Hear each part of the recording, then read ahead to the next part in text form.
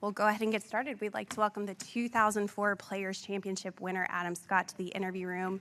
Adam, you're making your 23rd start here at the Players Championship, the most of any player in the field. What's it like to be back for the 23rd year?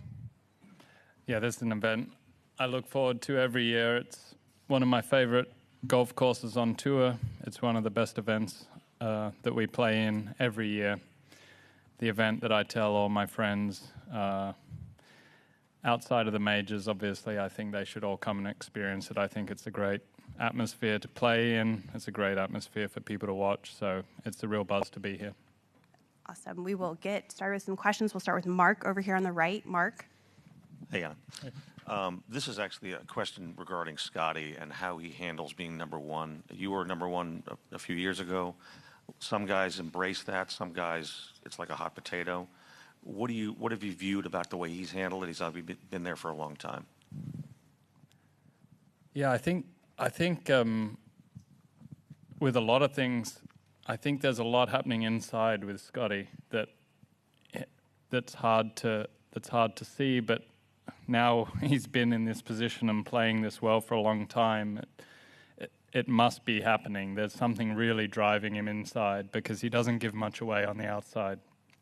I think he takes it all in his stride. He's incredibly humble given his success the last couple of years. And probably that helps him with however he's pushing himself inside. I think he's got an incredible balance to his game and his life and handling everything that he's done.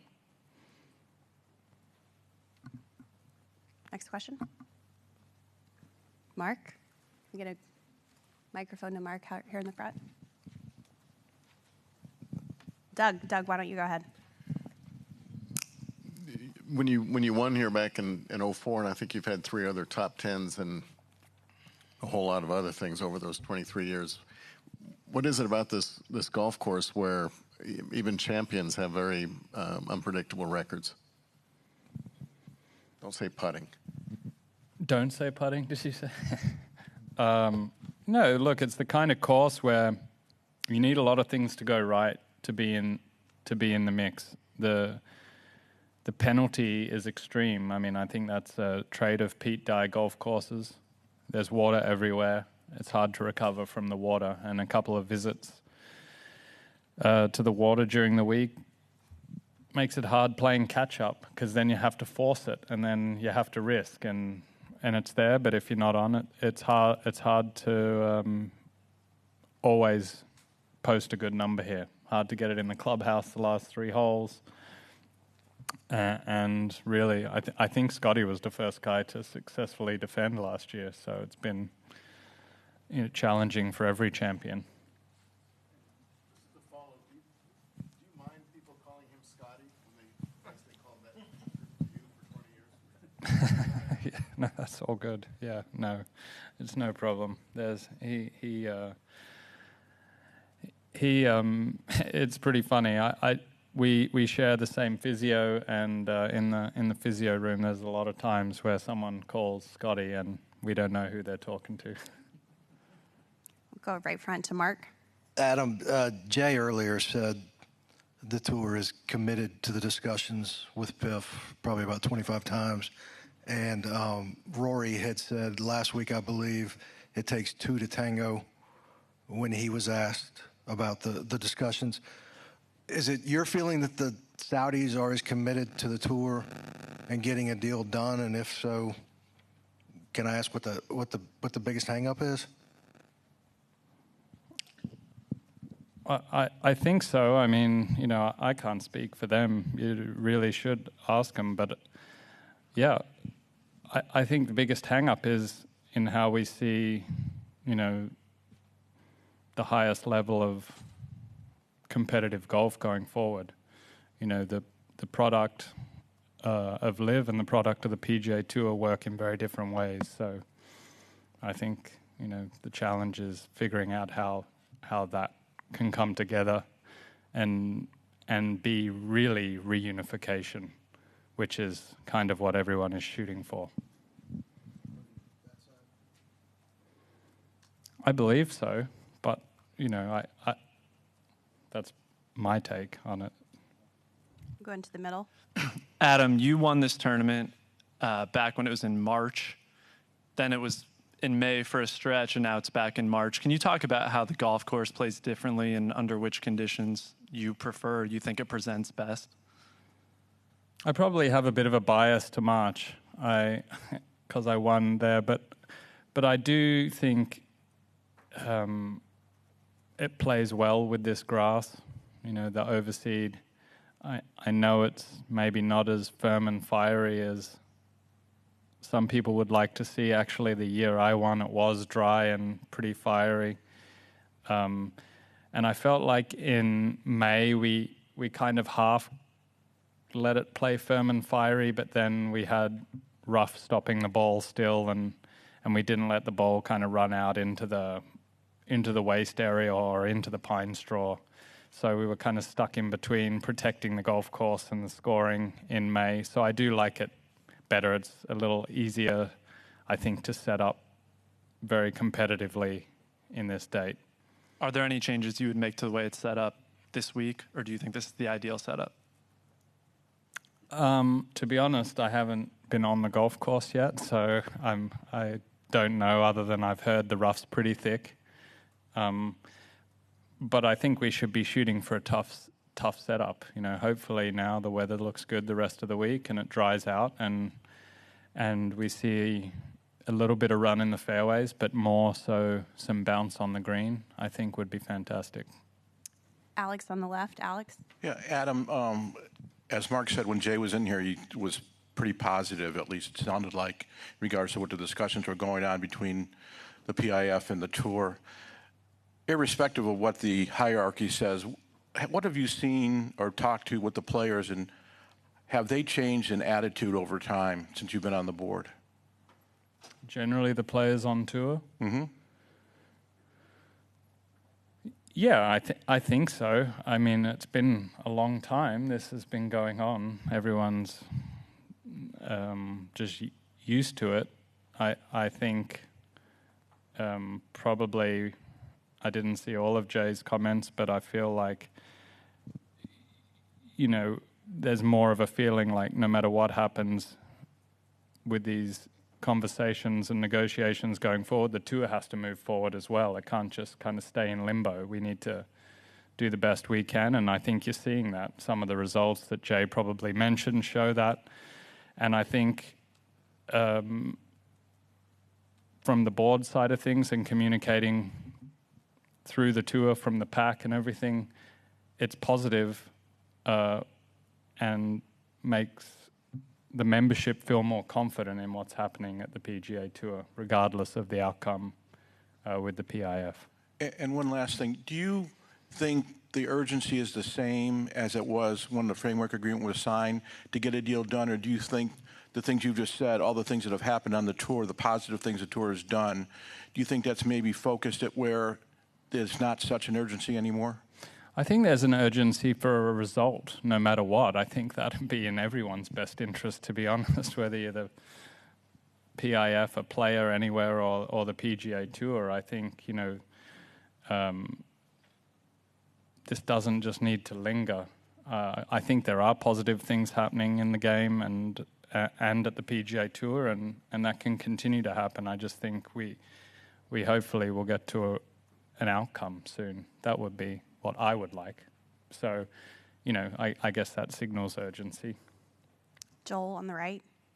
Adam, you've been playing at a high level now for almost 2 decades, but you're also competing against guys, 20 years younger than yourself. I know this is obviously still your profession, and there's a competitive fire, but do you have more appreciation for being out here now as you kind of get into your mid-40s? Yeah, I think a little bit. I think I'm enjoying it a lot. I think, there could have been a time 7 years ago when if I wasn't playing my best, the frustration was there. I think I enjoy it a lot more. I know that I don't think my days are numbered just yet. There's no signs pointing to that. I still think I have the form to be out here and believe on my week I can compete and hold my own. but I'm enjoying being out here very much, and I say that knowing that it's not going to last forever. Back left to Todd. Todd? Adam, right here to your left. Here you go. Oh. Hey, okay. You kind of touched on this, but I want to follow up on what Alex asked you. Considering that the framework agreement was announced in June of 23, and we still have no unification or reunification, is there a certain fatigue from yourself, fellow board members, PAC members, members here, and the fact that there is still no certainty as to what the landscape is going to look like?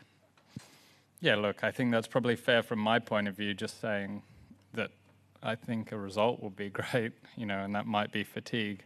I don't know. I mean, I haven't been involved in business negotiations and deals ever in my life, really, that last 2.5 years. It's a long time, so I don't know if that's normal or not, but this obviously is quite a difficult thing to solve. But I think also everyone should be reassured that, the tour's treating this with caution out of the best interests of the professional game and the game in general. It would be irresponsible to be reckless because we're trying to protect not just the PGA Tour and its competition, but all the other positive influence that has on the game around the world.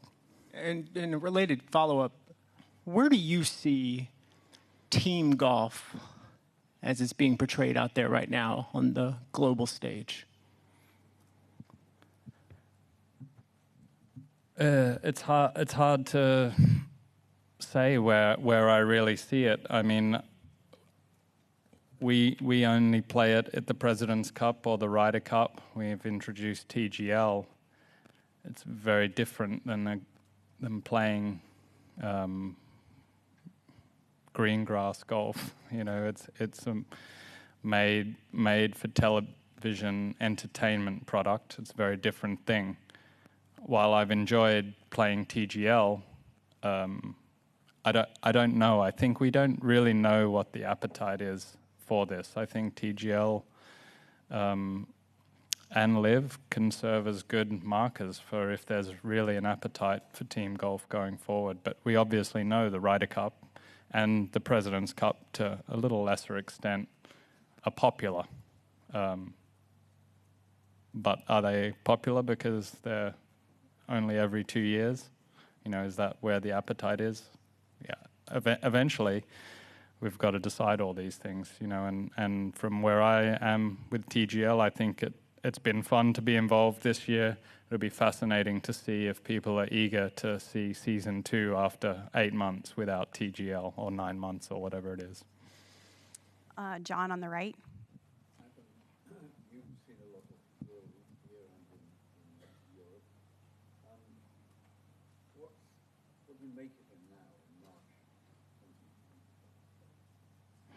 I don't make it of him.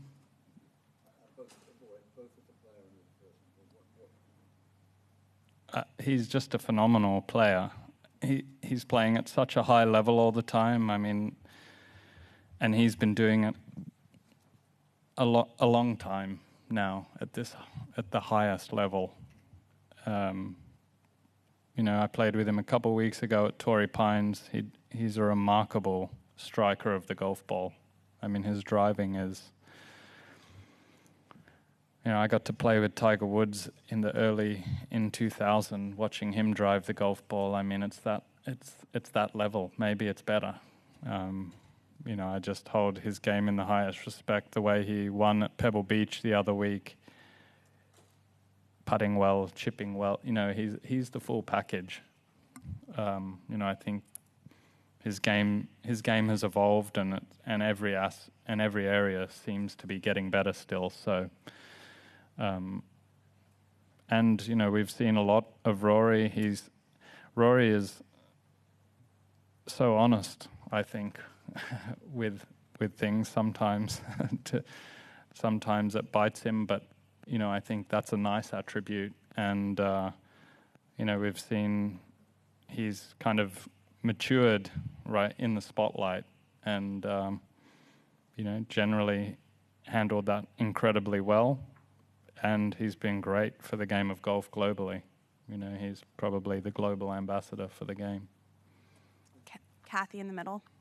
Adam, you've done some negotiations now that would include a head of state. Is that something that you enjoy? Do you see politics in your future? No, I think definitely not. Was it a surprise? Yeah, it's absolutely. I mean, it is a surprise that it's taken this turn. It was an incredible experience to be at the White House and be in the Oval Office and see the goings on of what's happening in Washington D.C. But it's not something that I really feel like I need to or want to spend more time on. I want to play better golf, to be perfectly honest with you. That would be nice. I probably should spend that time practicing. We'll go front right.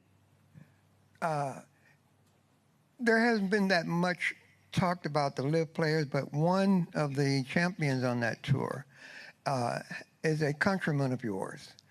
And we've not heard that much about what he has done recently.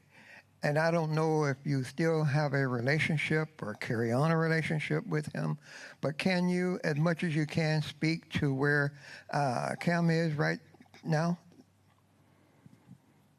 Yeah, I mean, all those guys who went, the Aussie boys, are all mates of mine, and I still keep in touch with them all, and they seem happy doing what they're doing. But I think it is one obvious thing that the difference in the platform they have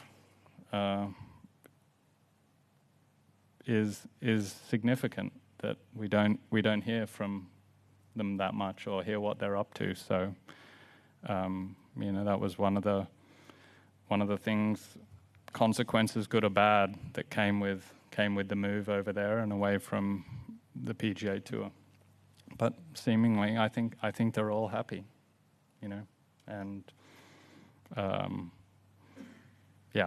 I don't believe I've lost any friendships from guys going or staying. Everyone had decisions to make. Bob, right here in the front. Adam, you alluded to it earlier, but the goals of LIV might not jive with the goals of the PGA Tour, and is that really the ultimate stumbling block here?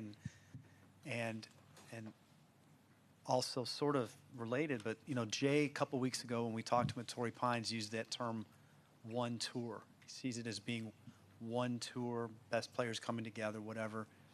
Is that possible in this? Is that part of the complicated thing that you're going through? Yeah, I think it is part of the stumbling block. I mean, the tours, like I said, the tours being very careful and respectful of everyone and wanting to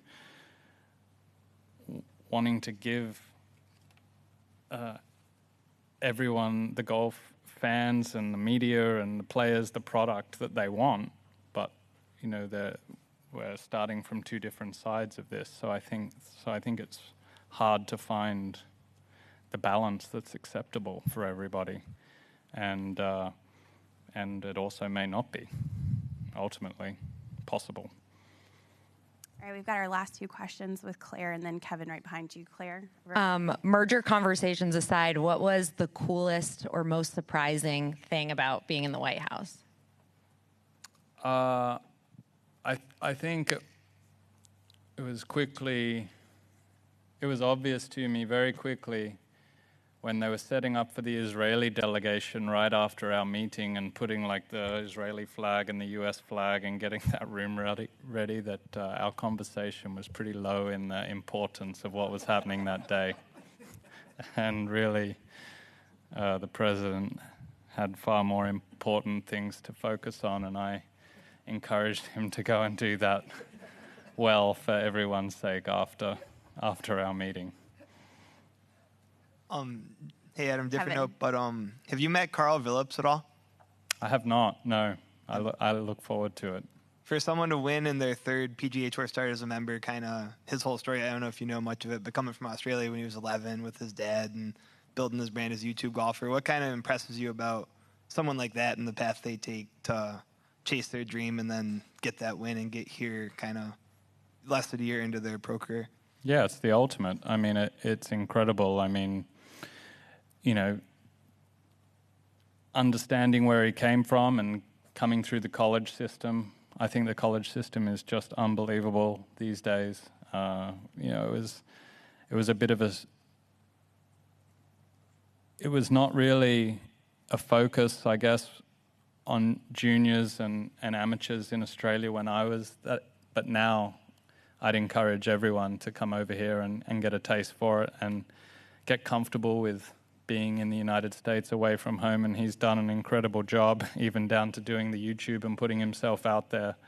It's a different generation than me for sure, but I know he's got a great team around him and it's paying off. And now he's set himself up for the beginning of what can be an incredible career on the PGA Tour. I'm very excited for him, and I think it's neat. He has this kind of Stanford Tiger Woods connection with the Sunday Red. Very cool for him. And I heard he got a text from Tiger after he won as well. So I look forward to meeting Carl and congratulating him. All right, Adam, thank you so much for your time and best of Thanks. luck this week. Okay, thanks.